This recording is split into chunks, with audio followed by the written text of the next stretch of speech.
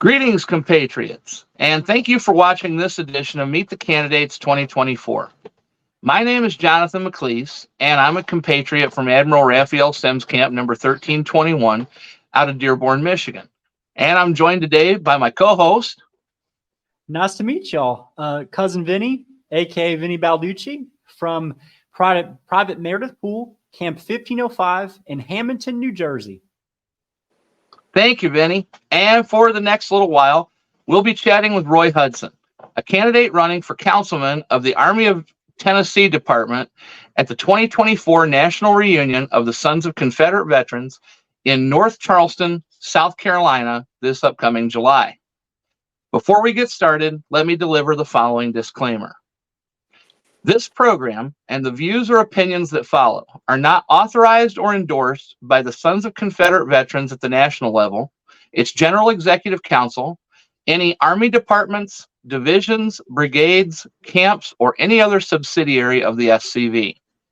This is simply a program made by SCV members for the benefit of SCV members, giving members an opportunity to see and hear from the candidates running for offices in 2024 that have a position on the General Executive Council.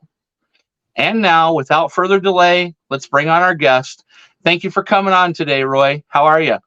Fine, John. Thank you and Vinny for having me. Awesome. It's our pleasure, sir. If everybody's ready to get fired up, we'll start everything off. Yes, sir. All right. Now, before we get to any questions, if you would briefly, just please introduce yourself and tell everyone a little bit about your background and your SCV credentials. Okay, a little bit about me. I'm originally from Lynchburg, Virginia. Family is old-time Virginia family since 1635, came in on Jamestown, and all my Confederate ancestors, which I've documented, almost 20 of them now, are all Virginians. No great generals, just privates and guys that fought the war. So that's kind of where I'm from. When I was in the third grade, we moved to Baltimore. So I went from culture shock from being a Southern boy to moving to the inner city in Baltimore. So I had lived there for 19 years. Got out of high school and enlisted in the U.S. Army. Served my time in the Army. Had a little paid vacation to Southeast Asia. Came home. Always working 2 or 3 jobs. And in about 1972, I decided that I needed to find some stability in my life besides driving trucks and working as bouncers and working in bars and things like that. So I went to work for the Baltimore City Police Department. And I stayed in law enforcement. Well, in 79, I left Baltimore, came to Florida.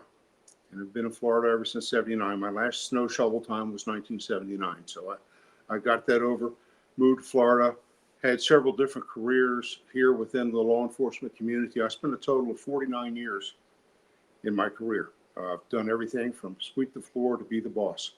You know, had all the titles and ranks and so forth. If the SCV goes, again, one thing I hate and I always have to say, you know, the SCV is the world's biggest secret.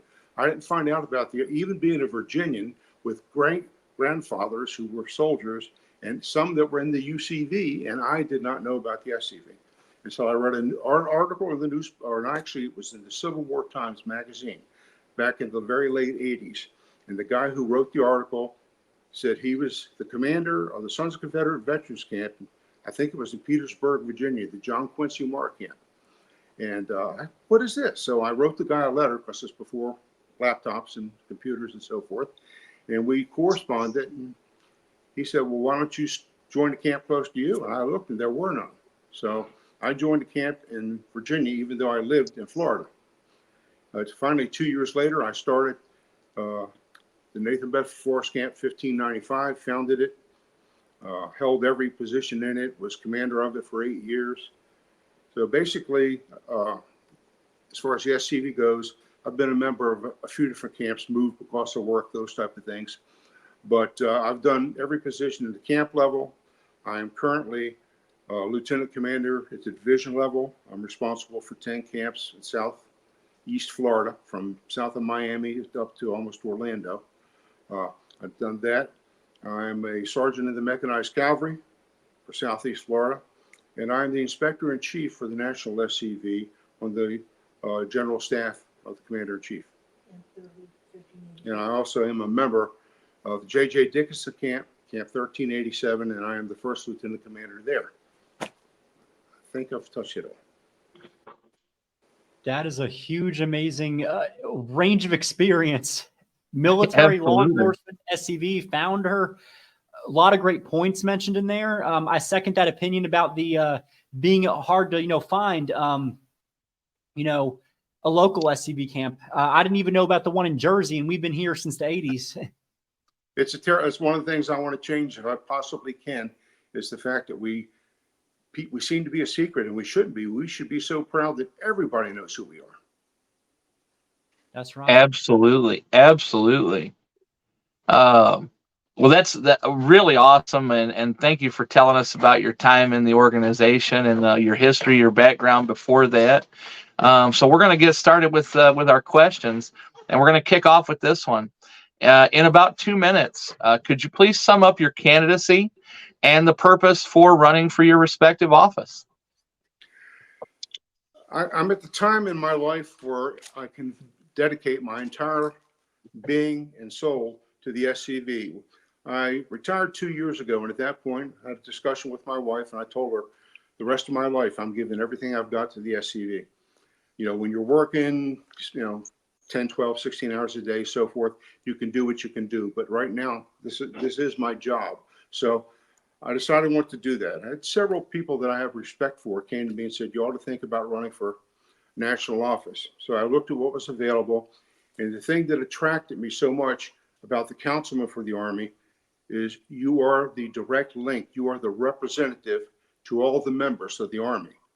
So I think that, combined with my communication skills and so forth, I can do a better job of getting the information from the GEC to the camps and from the camps to the GEC. Because one of the biggest things I hear going around talking to people, folks at camps, is they don't think that their message at the local level makes it to that table in Tennessee.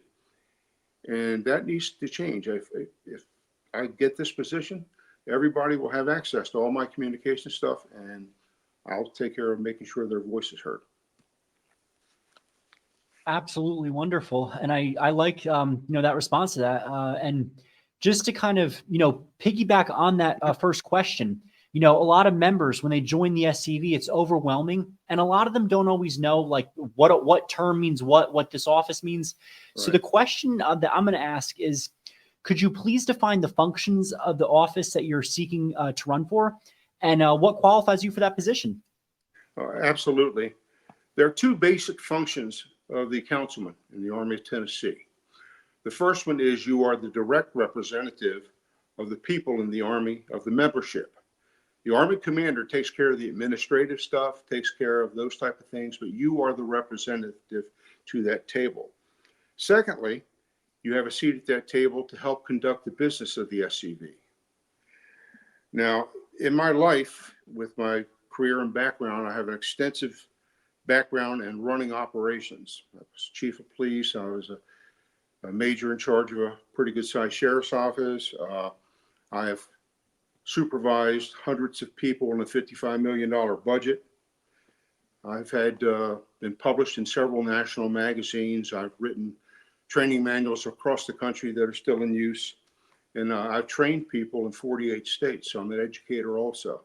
So with those things, I think I bring a lot to the table as far as being able to look at the organization from a management point of view, knowing how to fix management issues, and also knowing how a budget works, and the fact that you have to prioritize what you want to be successful with. Absolutely. Absolutely. You already spoke a little bit about the matter of communications and your role if elected as councilman of the AOT. For years there's been discussion about improving communications in the SCV. If elected, how would you propose changing communications for the better? Well, there's a couple ways to do it. Of course, we are a camp up organization. Everything in the SCV starts at camp level. And we have to make sure that what flows from the camp gets to Tennessee. It doesn't get stagnated somewhere in the middle that happens before. So I have to, if I get this position, my job is going to make sure that the message gets from the local camp to the table. Now, there's several ways to facilitate that. One is people contacting me by email or by phone, me staying on top of the issues that are going around. The other way is the SCV from headquarters has started to do a lot better in the last couple of years. I think Jason Boschers has done a better job than we've seen for a while as far as getting the information back down. We're starting to use things like one-click politics and things like that. We need to find a way to get the message to the camps that if there's a hot button item happening in Virginia, then the National SCV needs to have a methodology for getting that information out to the camps so we're all on the same page. Because what happens if you don't have the information to work with is I perceive it one way, Vinny perceives it one way, you perceive it one way, and we get this headbutting situation. And we need to smooth out our communications. And that's just a couple ways. And I also think that moving, and I think it's maybe another question you're going to get to eventually, that we need to move into different forms of communication as we move forward. I'm probably the least technical guy on the screen here right now, but in my positions, in my real work life, I've been the guy who said, hey, we need the best technology we can get. We need other ways of communication. We need better ways of doing things. And I think there are a lot of different platforms that are emerging, things that are out there that we can use to better get our information out.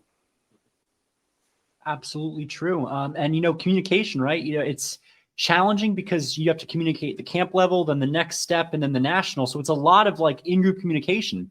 And my next question kind of, goes into what about communicating outside of our, circle? And it's, do you support the SCV being involved in community service projects, helping those outside of the SCV? I absolutely do, Benny. I think that there are some camps across the country right now, some of them I've been to, that get out there and they take participation in the Lions Club stuff and the Key Club stuff and the Toys for Tots runs and food drives. And I think that we need to be involved because people need to see us other than this dark picture that other people are painting it. These are these terrible racist Southerners that have other things that are in mind. They need to look at us as regular people. And I think one thing that we could do, and one thing I've thought about doing in this position is getting a list of the camps that do these type of activities. And when we have our Army's trainings, like we have AOT training and Trans-Mississippi has theirs and AOT has theirs, when we have those annual trainings, bring people in that workshop environment to talk about these programs to see how other camps can adopt these methods and get out there and have a better public image. Absolutely. It's critical, to make it positive in a positive light for sure. Pardon me. Well, not only, you not only answered that question, but you also went into the, how important it is for us to be out explaining what we stand for in the public. So you really killed two birds with one stone, Right. as far as our questions go. And that's excellent. Well, John, if people don't know who you are or what you do, they make their own mind up. And when I was a SWAT team commander, I can tell you one of the biggest things, people thought SWAT team's job was to go in and kill people. And I went to, I got the guys together when I took over command of the team, said, this is a bad perception. We need to do better. And so we start going to the county fair and to crime prevention nights out and stuff like that, setting up our mobile command post, having people explain this is what we do. We're in the life-saving business. We're not in the life-taking business. And trying to make sure the community understood what we were, because they're a lot more friendly to you when you think you're there to help them as opposed to hurt them. And again, it goes back to knowing who we are and what we stand for. Absolutely true. And to that point, we have that here in our area when we do the community fairs. So our camp will either do a booth there, and we were actually really close last year with similar thing. We had SWAT team there, and they do a lot with mental health. I mean, Mhm. and it's funny. I go to their booth. They have wonderful activities that are family friendly. They learn about like how investigation goes. So I was quiet. I didn't tell them that I have a degree in forensic psychology, so I know a lot of the inner workings. Yeah. And they go, "How do you know all this? Are you law enforcement?" I said, "No, sir, just forensics." And then as I hear, we're the Sons of Confederate Veterans. If you need any help, fundraising, let us know. And they were really receptive to that. So Wonderful. Especially we live in occupied territory. You probably live in enemy territory. So. depending on where you are in Jersey, it could either be wonderful where you, we've had people that are joining our camp that are from Alabama and said that Jersey was no different in some parts. But then if you go to the not so nice areas, they do not like you. Yeah, I've spent some time in Jersey when I lived in Maryland, in the eastern part where Newark and all that is what that is. But there's country, there's farms, at least used to be 30 years ago out in West Jersey. So, Well, you were talking about, if we don't get out there and explain what our message is about, then other people will make up their minds for us. And that's so true. We experienced that here in Michigan. In 2016, when the Nationals started the Flag Day promotions, we set up a flag rally, roadside flag rally. And it was nice to be out there waving our flags, but people driving down the road, we figured they don't know why we're out here waving these flags. And you'd have people throwing up middle fingers, people honking their horns. We had some crazy guy from some other organization who thought he was simpatico with us. And we told him, no, we honor all Confederates, regardless of their race, creed, or color. absolutely. And he wasn't happy about that. And so we ran him off. And so then what we did is we wound up partnering with a local museum, military history museum. And the next couple years, we wound up hosting a Confederate Flag Day education program, inviting the public out so we can tell the true story of the Confederate flag and what it represents and the soldiers that fought under it. That's excellent because my camp, one of the things that we do, and I love to do, is we have a full flag display. We start with the U.S. flag, and we go to First National, Second, Third, Bonnie Blue, Florida Secession flag. We line them all up, and we do an educational thing as people come by. And I really enjoy doing that because some people are like sponges and love it. And there's some people you wouldn't even expect would get on board with that. But once they start listening and actually understanding what the flags were and what they stood for, you get the reception is great. Absolutely. So switching away from communications and community outreach, another thing that you've already discussed was your experience in working with a budget and funding. And so the question I have for you is, what new and innovative ideas do you have to increase long-term revenue coming into the SCV? I don't know how much is brand new, but I think we can do better with some of the things that we're doing. One of the things that I'm a big proponent of is that we ought to find a more effective way and an easier way for people that want to donate their estate to the SCV. After the Forrest funeral, my wife and I were driving home, and she turned to me and said, "Do you think we should do it?" And wasn't sure what she was talking about. And she said, "We ought to leave our estate to that museum." Well, I started making phone calls. I couldn't get anybody to return my phone call. And it finally got to the point where I was about to say, "Go fly a kite." And one of the past executive directors talked to me and says, I'll get it worked out for you. And it finally did. And last year we gave the SCV our will and estate stuff. So when my wife and I go, whatever's left, we'll go to the SCV. And I went to my personal attorney, and it was not a big deal for him to go ahead and set it up for us. And I think we ought to find a way to make that easier. When I was on a Facebook or something last night, and some lady came on and said, "How do I leave some money to the SCV?"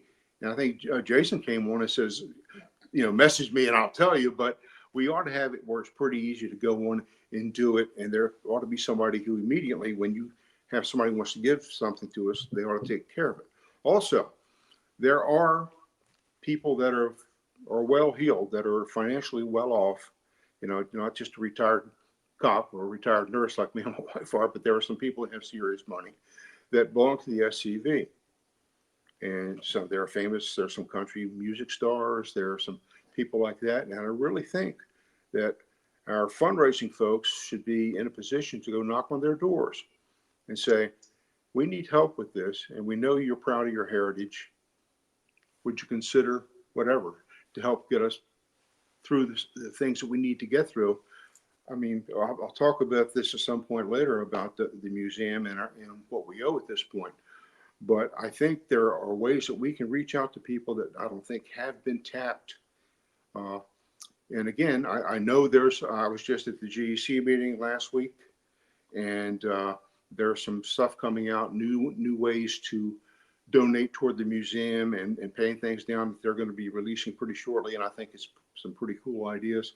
So there are some new things coming, but I think those are definitely a couple of ways that we could tap the resources out there. And I think, again, once we become known for who we really are, I think that's going to open that door wider. Right now, if they think, oh, these are a bunch of bad guys, you're not going to get the money that the Red Cross is going to get. But if they think, okay, this is really a heritage organization, the thing that pushed me over the edge with it was the fact that when I saw that museum there, and I know what happened to the Museum of the Confederacy and these other museums, I know that when I'm gone, when the good Lord takes me, my grandkids and the family and stuff like that, there was be nobody else telling the truth. That's got to be what every Southerner ought to be thinking about. They say there's 300 million descendants. We ought to be thinking about, if we want the right education, that's where it's going to have to go. And if we don't build it, the feds aren't going to do it. Absolutely. And I really love that mindset, thinking about the future, being forward thinking. Some of our ancestors, especially the women of the South, they're very forward thinking in that if they never took the stand and did things that weren't done before, when the women stepped up and did all this, we wouldn't have our rich history that we have now. And now it's all time for us to unite and to continue that legacy.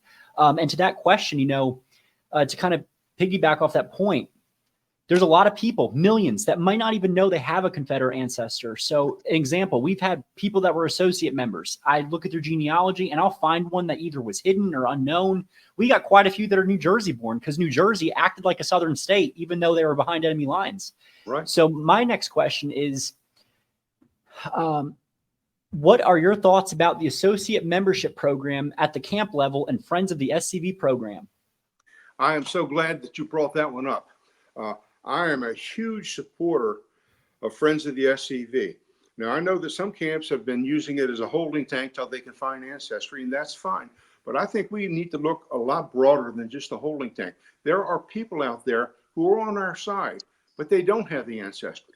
Their families came over after the war or whatever. They just don't have the ancestry. But we have had some of those folks that were either, quote, legionnaires or whatever we wanted to call them at the time, that have done more work than some of the members. And to that end, I encourage all of our members to get their spouse in the Friends group if they want to be involved. My wife, who is also our camp webmaster, we got her in the Friends. Our adjutant's wife, we got her in the Friends, because it gives us a larger volume of people. It sticks a little bit more money in the coffers.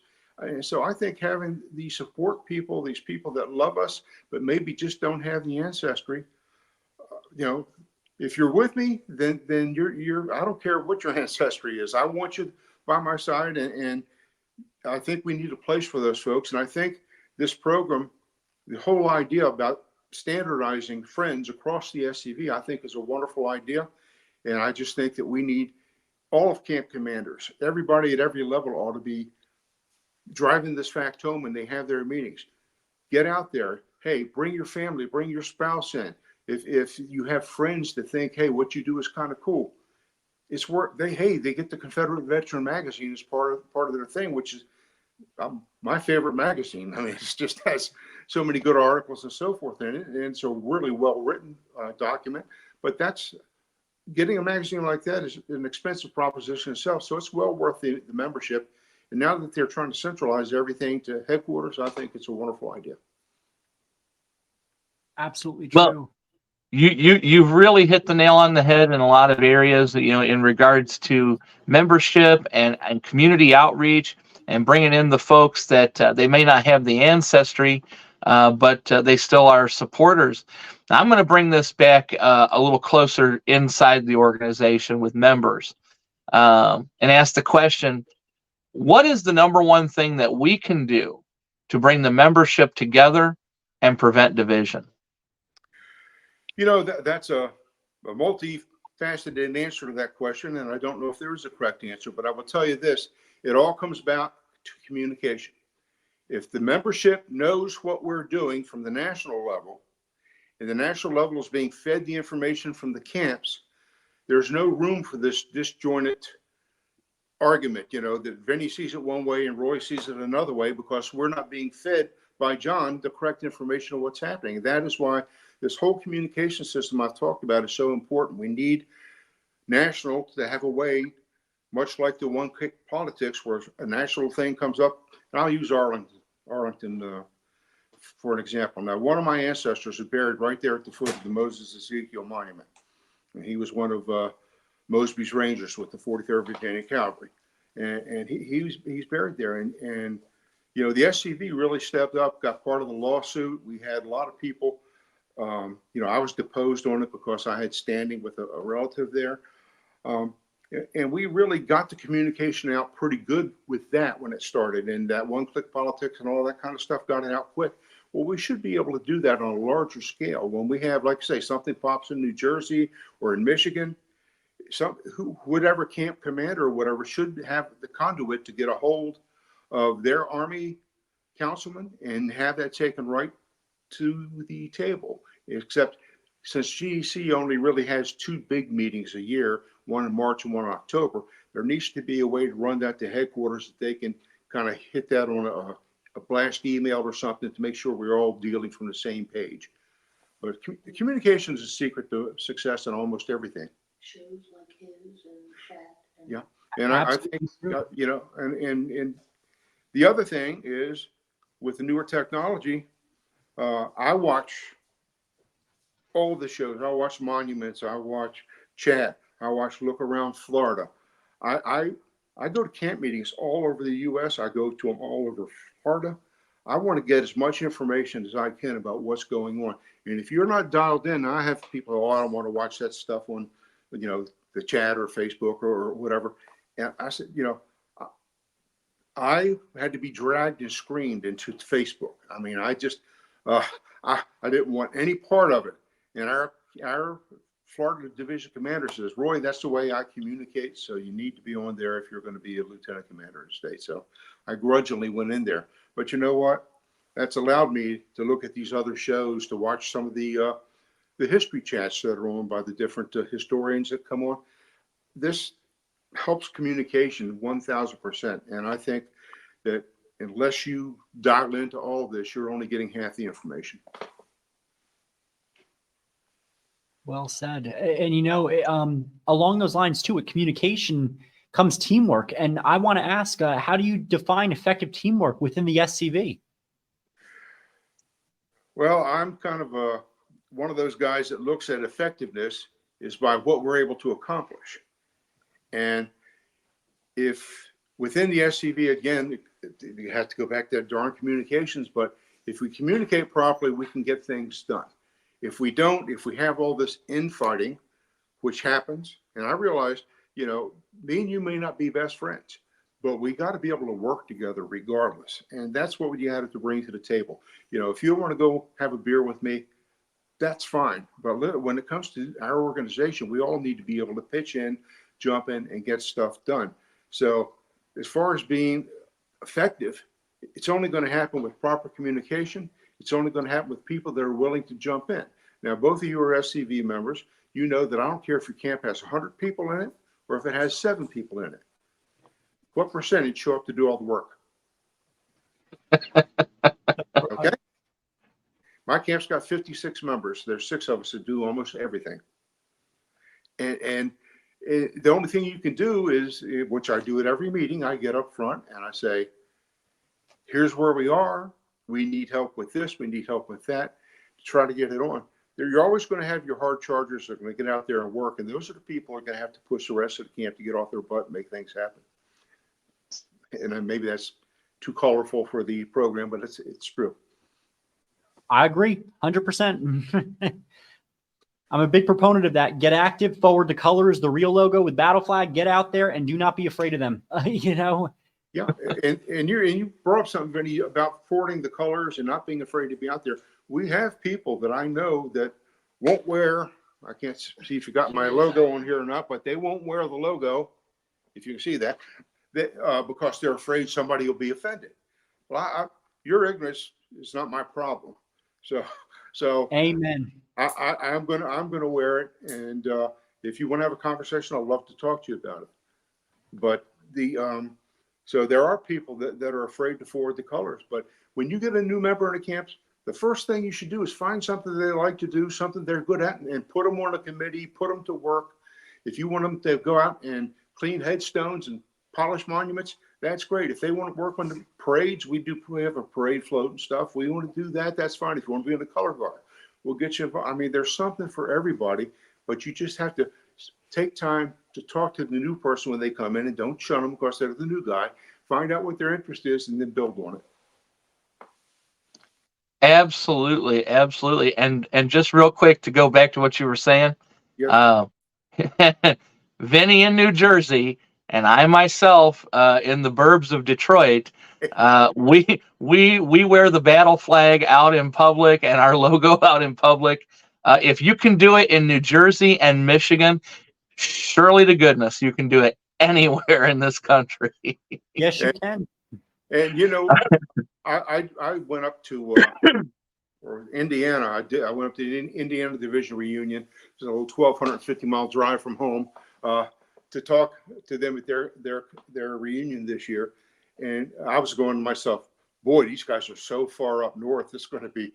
But you know, when I got there, they were just some of the most nicest country folks I've ever met in my whole life.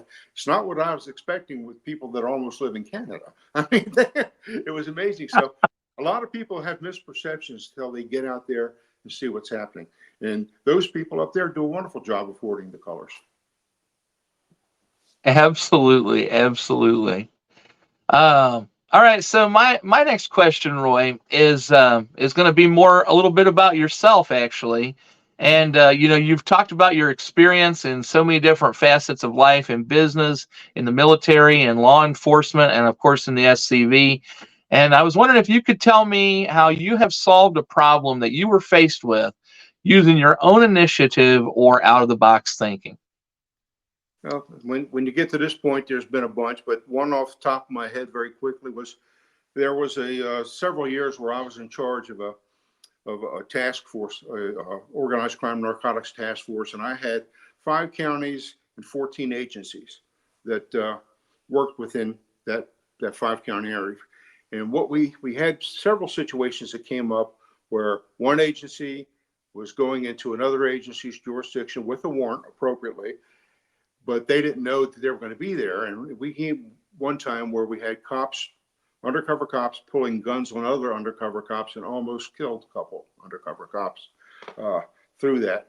Because if you understand police work, they want to hold all their stuff tight. They don't let the information get out. And finally, I said, this is ridiculous. We almost had dead guys here. So I went and got the heads of the 14 agencies to sit around a table and said, listen, we got to do something better. And I came up with a deconfliction system where basically we had a call-in number. If I was going to go serve a warrant somewhere, I called into a phone number and those people had that information. And if you wanted to go serve something in that jurisdiction, you called in and they had your information. They say, wait a minute, Roy's going to be there with the guys. And it stopped a lot of almost very, very deadly situations just by getting people to sit down and come up with a way to solve 14 different agencies not knowing what the other one was doing. That is wow. I had a professor who was similar situation, crime in the early 80s in Miami, and near identical. I think one person did get badly wounded or did die because you didn't know if that they were, when you're undercover, you got to look the part. And that's the hard part, because if you look the part too well, the other cops don't know who you are. At the same time, if you don't look the part of the criminal knows that you're a cop, and then you get boom. So you are put right there with guns at you both ways. And was in the middle of a lot of that stuff in the 80s in South Florida. And we did have officers get killed by other officers. It happens. So, yeah, so that's one incident. So going back to communication on that, because that's critical. Are the members' views and thoughts in the direction of the SCV important to you, and why? And how much do you value the concerns of the membership? Vinny, that's why I'm running. The fact that I go to camp meetings and I hear people say they don't know what we're doing in DC. Hell, we have people in the SCV who've come up to me when I've gone to organizations, to camps to talk to them. Well, what exactly does the councilman do? We don't understand our own hierarchy. So, they don't know what the Army commander's job is. They don't know what the councilman's job is. The matter of fact is we have 8 elected people representing internationally the entire SCV that sit around that table and make decisions. So I think it's imperative that the concerns of the basic member, which, like I said, for years, I was just a state guy, operating my camp and operating within the state of Florida. It's only since I've retired that I've gotten involved nationally. And I think that it's so important that these people that come to the camp meeting, if they have a real concern for the organization, they should be able to get that to their councilman, who should be able to take it to the GEC and solve it. That is one of the main reasons that I considered putting my name in the hat to run for this position, because the message sometimes is felt by the general membership just doesn't make it to Elm Springs. And I'm going to try to fix that. Absolutely. Absolutely. You have done an excellent job explaining what the role of the councilman, the Army councilman, is, defining it in that way. The next question I'm going to ask you, Roy, is very similar to that, but it's very different when you really think about it. If you were to win this upcoming election, what does the title of Councilman of the Army of Tennessee, what does that title mean to you? Well, first of all, the title would be a real honor to get that position. It's an honor in this organization to have that title. So, yes, it's an honor to have the title. And the title means that I am responsible for the things that we've talked about making sure that our membership understands that I'm the guy they can call when they have an issue. As far as the actual title itself, I'm at the point in my life where titles aren't real important. I've been the sergeant, the lieutenant, the captain, the major, the chief, the director in my life, and I'm still Roy. I'm still Roy Hudson. All those titles are okay. And what I used to explain to young guys coming up on the job when I got to be senior and had these higher titles was we work for the same boss. We have the same things to do, but my job description is a little bit different because they call me major instead of deputy. And that's what it is. We all have a different job to do, but we're all part of the same organization. So the title's an honor to get it, but I'm not here about the title. I'm here for the job. And that's what I'm here for, is to make sure the job gets done, and they can call me what they'd like. I love that. Yeah, it's so true, and being that people person, that's really what it's about. And I want to ask, if elected, what are your goals and objectives for the first year of your office? I know people have heard this enough, but I'm going to have to step in on the same thing. We have that museum setting over there. And that museum right now has a little bit under $1.2 million outstanding loan that is due July of 25. So a year plus. We have to eliminate that debt above anything else. I want to see the Forest Plaza completed. I want to see those things done. But that museum debt, if we get rid of that museum debt, first of all, if we get it paid off, that's $13,000 a month that we can put into other programs like better communications and so forth. We can buy stuff for the museum. We can do stuff for the SCV, but that $13,000 a month that we're making a payment on. Secondly, if that balloon note comes due July 25th and it's not paid for, don't quote me on this because I'll probably be off by a percentage, but say we got 3% loan now. what do you think it's going to be? That $13,000 a month could turn out to $30,000 a month if they have to refinance it. So that has to be job one. Personally, from a personal point of view, I want to make sure that every person in the AOT has access to my personal phone number and my email, and they know how to get me if they need me. That personally I want to get done. But as far as the mission of the SCV in this next year has to be getting that debt gone, because we can do so much more. I've talked to Mr. Kennedy, and things that we did, like I know you guys remember that we put the advertisement in Epic Times. That reached thousands of people, and they had people come to the museum from Pennsylvania, from Philadelphia. They had people from lived 5 miles away from Elm Springs and never knew we were there. The education that's going out of there is incredible. So we need to pay for that so it's ours and nobody can come take it from us. Absolutely, 100%. Along the same lines, that was covering the number one priority or the first year goal. How do you determine or evaluate success overall if elected for the position you're running for? You know, it's real hard to do when you're the person in the chair. All I can tell you is I think I'll feel successful if I'm able to open up the lines of communication. If I start getting phone calls at my house that, Roy, we need this, we need that. If people are willing to talk to me, and that's why, again, I've been to 7 states in 7 months talking to people, because I want them to know that I'm easy to talk to, that I want to hear the issues, and I want to be able to get them to the table. As far as how successful people think I am, that'll be determined 2 years later when we go to get voted on again. You know, your compatriots to decide whether you do a lousy job or not. And so I'm comfortable with that. You know, I promise them, I promise anybody that'll listen, that I'll give 110%, and I'll do the very best that God gives me the ability to do. If it's not good enough and you get rid of me in a couple of years, then God bless you, and I'll move on and do the best I can to help other places. But your compatriots determine how successful you are. Absolutely. And this is kind of going to sound a little redundant, but I know you're very person-centered, you know, waiting to hear from the membership and, you know, that communication techniques. What important skill would you use to accomplish the goals in the position you're running for? We kind of keep coming back to some of the stuff we talked about, but It's redundant. I think it is redundant. But again, my ability to listen, my ability to communicate, I think are two things that I really bring to the table that's going to help accomplish the mission. Because if you're all full of yourself, or if you're someone who thinks you know everything, you're not going to accomplish much.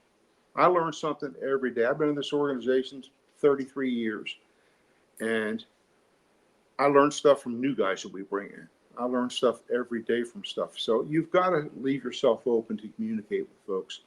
And if you shut that door to communication, then you won't be successful. And it'll be obvious pretty quickly. If you're there for the title and the little neck ribbon, then you're not there for the right reason. Amen to that. 100%, 100%. Well, Roy, you've already covered we only had one more question on the list, and we've talked before. You said you watch the chat, you read the magazine, you watch all the other programs. So we know how you're keeping up to date on what's going on in the organization. I believe the last question that Vinny asked is going to cover it. Okay. So we're going to go ahead and we're going to close out the program. But I want to thank you, Roy, for being willing to come on the program and speak to the membership of the SCV, particularly those within the Army of Tennessee Department, giving everyone an opportunity to see and hear from one of the candidates that they, if they're in the Army of Tennessee Department, will have an opportunity to vote for at the SCV National Reunion. Is there anything else that you would like to add before we close? No, just that I'm willing to come to talk to people. If they want to talk to me, I'm willing to give them my views and opinions. And I just want to thank both of you for the job you're doing by getting out there and putting people up so other people can see them, and especially from the Army of Tennessee. But just in general, what you're doing with all the candidates, I think it's a great service. And to my knowledge, this is the first time this has been done for a national reunion election. So I'm I'm very honored to be on the first series of programs here. So thank you. It's an honor to Well, have you. And that's- thank you for your service too, in both the military and law enforcement. You know, law enforcement is Absolutely. not easy. It's understudied too, and everything. Well, again, thank you, fellas. I appreciate you, and God bless you. Have a good night. Well, thank you so much, Roy, and thank you to everyone watching. I hope that this helps you, the viewer, be a more informed voter when we meet as a band of brothers later this summer at the National Reunion. On behalf of our co-host and producer, compatriot Vinny Balducci from Private Meredith Pool Camp 1505 out of Hamilton, New Jersey, and compatriot Dennis Palmer, who's also producer of this program out of Secession Camp number 4, Charleston, South Carolina. I'm Jonathan McLeese, Admiral Raphael Sims Camp 1321 out of Dearborn, Michigan. And I thank you all for joining us for this edition of Meet the Candidate 2024. God bless you. God bless Dixie, and Deo Vendice. Deo Vendice. Deo Vendice.